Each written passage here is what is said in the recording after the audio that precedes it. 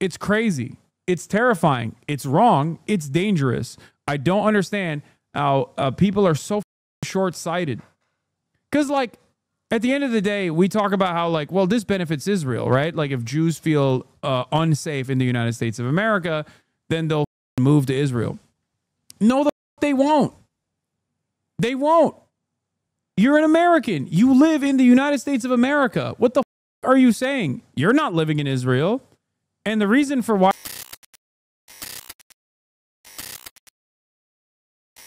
Heightened concern about anti-Semitic attacks in the U.S. Our Chief Justice Correspondent, Pierre Thomas, has more on that. Good morning, Pierre.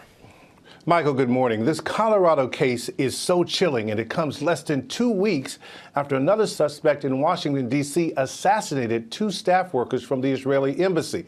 And the fact that the suspect in the Boulder case allegedly said, "Free Palestine," which is precisely what the suspect said in Washington, has the attention of everyone in law enforcement across the country. Remember, it was only a few weeks ago that the Pennsylvania governor's mansion was on the first night of Passover by a man who was upset by Governor Josh Shapiro's stance on Gaza. This morning, police in D.C. and New York responding to the Colorado attack with stepped-up security at Jewish facilities. And the number suggests it's for good reason. Both the FBI and the Anti-Defamation League have documented a stunning rise in acts of hate targeting Jewish people since the October 7, 2023 terror attack in Israel. The ADL is tracking data showing such a dramatic, whopping surge, 893% in the last decade, with the number of incidents nearly tripling between 2022 and 2024, Rebecca. An 893% increase. That is a stunning statistic. Pierre, thank you. And the attack in Boulder is the latest in a string of incidents targeting Jewish communities in the U.S. Now law enforcement is stepping up security at synagogues and Jewish centers nationwide. Ted Deutsch is the CEO of the American Jewish Committee, a global advocacy organization for Jewish people, and is joining me now for a little bit more on this. Ted, thanks for coming on. I'm sure you're busy, and I know it's a tough day. But you put out a statement about this attack, calling this hatred, quoting here, a dangerous poison. So what's the antidote? Well, the antidote is, first of all, for everyone to acknowledge that this is a poison, that this isn't just a series of random attacks. And we have to acknowledge that the incitement that we've seen from the language being used, the lies about the calls for ending, for globalizing the Intifada, resistance by any means necessary, all of this language contributes to an environment in which will, and now sadly twice in less than 2 weeks, has taken place. Everyone in a position of leadership has to say, we're not going to tolerate this kind of language. We will call it out. We will condemn it every single time. And the last thing I think we have to acknowledge here is that this shooter, this flamethrower yesterday, the shooter in Washington just less than 2 weeks ago who killed 2 people there, they've been hearing all of this language. What happened on October 7th, 2023 in Israel is that 1,200 people were killed and 250 were taken hostage. The people were burned. It was the most horrific crime to Jews since the Holocaust. Now, people in the United States are picking up that mantle. They're doing exactly the same thing here. These are not isolated incidents. This is a war against people who support Israel. It's a war against the Jewish people, and nobody should tolerate it. What's your message to Jews who might be worried about their safety right now? Well, the amazing thing about the Jewish community is throughout our history, we have always been resilient. We've faced enormous challenges time after time and country after country, and have nevertheless risen above them, made enormous contributions to every community in which we've ever lived. The Jews are resilient, and that's what's happening here. These victims yesterday who were out actually protesting in support of the hostages, 58 hostages who have been held by Hamas for over 600 days, that they need to come home.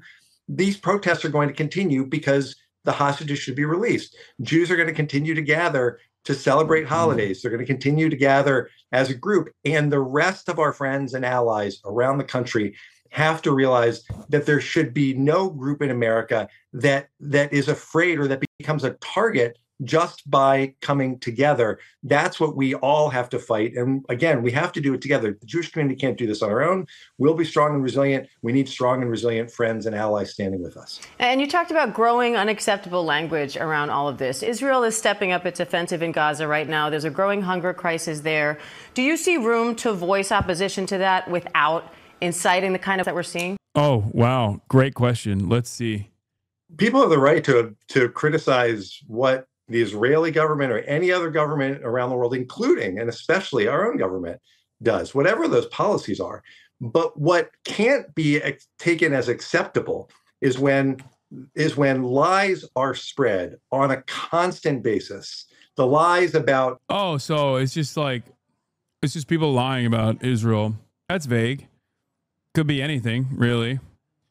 Could be accurate coverage of what the Israeli military is doing, you know? As a matter of fact, that's precisely what this is. This is accurate coverage of what the Israeli government is doing that they... I mean, yeah, like the being a lie. Like that in and of itself is an accurate representation of events, and yet it is considered a lie. It's actually shocking that even in this 4-minute media hit, that the anchor is directly calling into question, well, what can people say? That, to me, spells a change in attitude. Okay? 100%. Like, he is tying it back, ultimately, to not that took place, not like, not the American proclivity towards acts, none of that, but simply to, not to the dangers of conflating the actions of Israel as a state with Jews in the United States of America, but instead about all of the media narratives surrounding what Israel is doing. It's crazy. You said it for a moment. It's against those who support Israel, not Jews. He said it. Yeah. 1.8 million tons of aid has gone into Gaza. This dangerous lie is meant to yeah, look, I mean, dude, he's saying it. He's freaking saying it, dude. He's sending it.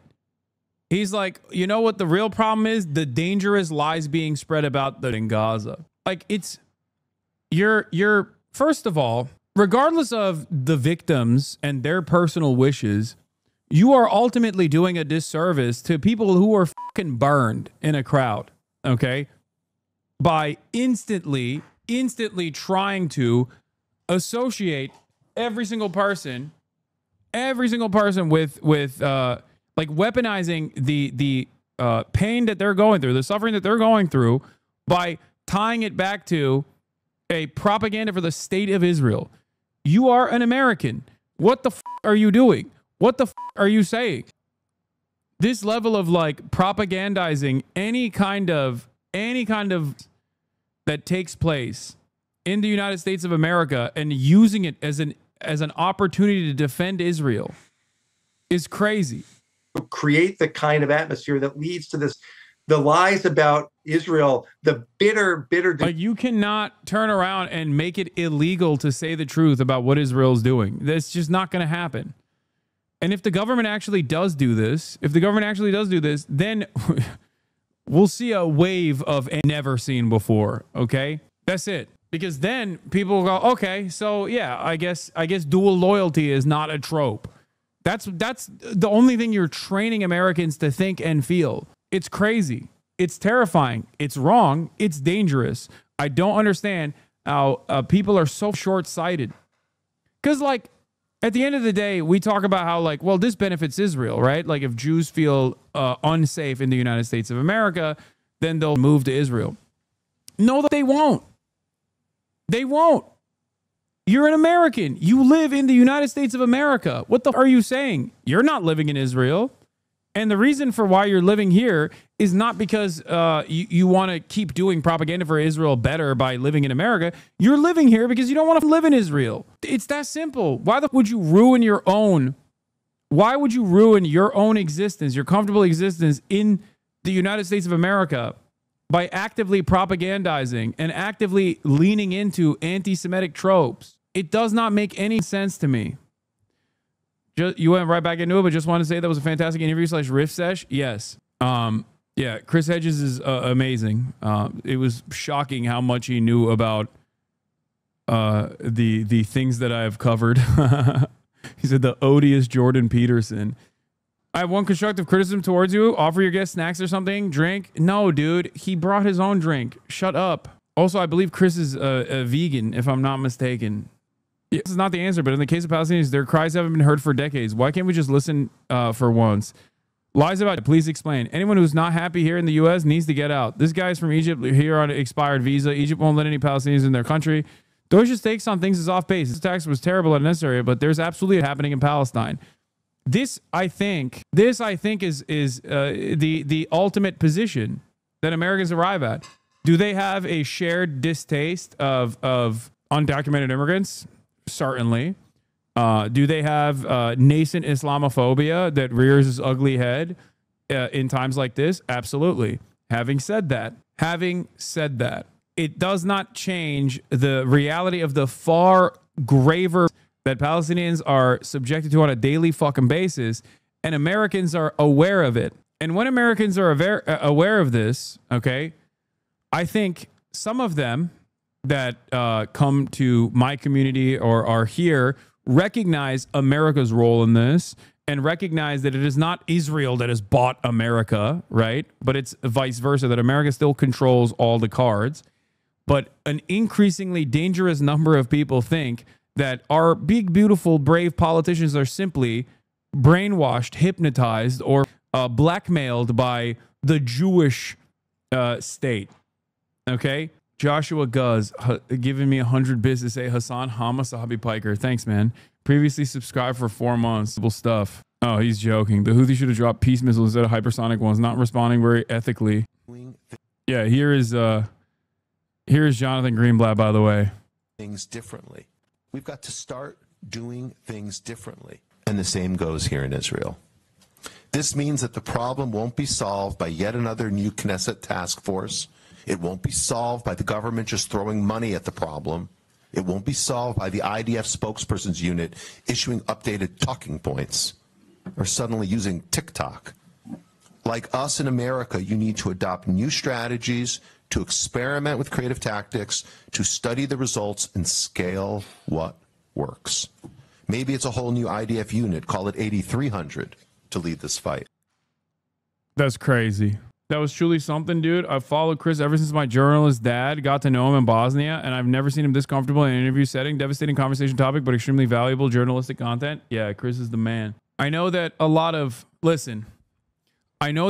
slop tubers who have done themselves or are aligned with people who have done that command the attention of a lot of apolitical people that are lost in the sea might not be my biggest fans, but the people that I care about, the people that whose work I think are amazing, even if I have disagreements with them from time to time, when those people come in and they seem to think what I'm doing is ultimately good, I don't give a, you know what I mean? I don't give a fuck about the slop tubers and all these other dipshits who don't know their ass from their elbow. Not to feed into the conspiracy too much, but with AIPAC and ADL exercising this much influence on American politicians, isn't it too surprising that Americans believe the Jewish state controls U.S. politics, even if it's just their interests aligning in the end? No, that's the whole point. No, that's what I'm saying. That's precisely how Americans are led to that position, even if that position is completely incorrect. And that position actually is beneficial for a lot of right-wingers. The reason why that position is beneficial for right-wingers is because ultimately that takes away the responsibility from the American state. It is not the American politicians who are ultimately patriotic that are doing this. There's additional pressure upon them, and that's the reason why they're doing this. Do you understand? That is the issue here. That's why I get so frustrated with these goddamn narratives that work to take the responsibility away from the hands of the American state. We are responsible.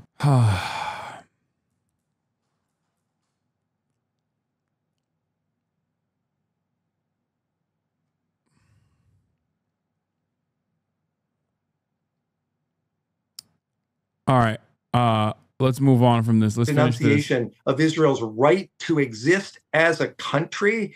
That's what's different. That's not acceptable. And what we've seen, we saw it yesterday in Boulder, we saw it 11 days ago in Washington, D.C., is these using the same language as the actual in Hamas, the actual across the Middle East. That's what they're bringing here. They're not doing anything to criticize the government. They're not doing anything to advance peace. They're simply picking up this mantle of terror and using it to go after Jews and commit acts and against them. All right, Ted Deutsch, we appreciate your time today. Thank you. Thanks very much for having me.